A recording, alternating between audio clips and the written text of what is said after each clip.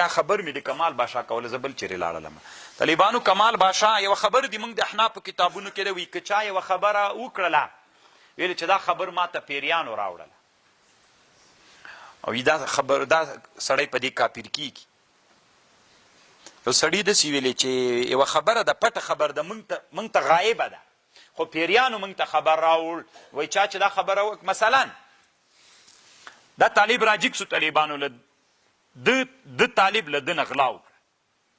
چې غلا یې تېر نه وکړله نو زه یو ملا یم ما ورته ویلې غلا دې سوی و میل ما ته معلومه زه دا غلا درته پیدا کولی سم چې چا کړې ده وی څنګه یې معلومېږي میل زه پیریانو باندې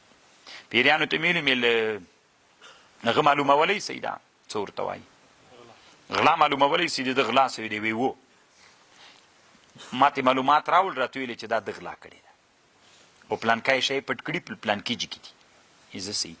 ستی علما وی که چا داسې ویلې چې زه غلا معلوموم په واسطه د پیریانو باندې ټول حنفي فقها وی دا کفر ده په شامي کې هم سته طالبان خو دا کمال با اسماعیل باشا طالبانو ویلی دي کمال باشا یو کتاب په علم دام ډېر ښه ملا تېر سوی طالبانو احنافو کې ښه ډېر کتابونه جوړ کړي او ډېر مشهور عالم ده نو دا کمال باشا وی دا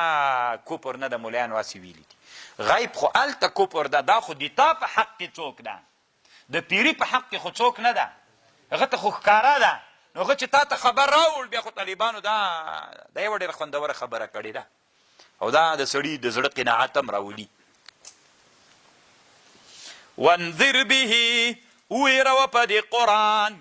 الذین یخافون هغه کسان یخافون چې ویریږي ان یحشرو چې راجمع بکړل سي رب ته لیس لهم من دونه ولی ولا شفیع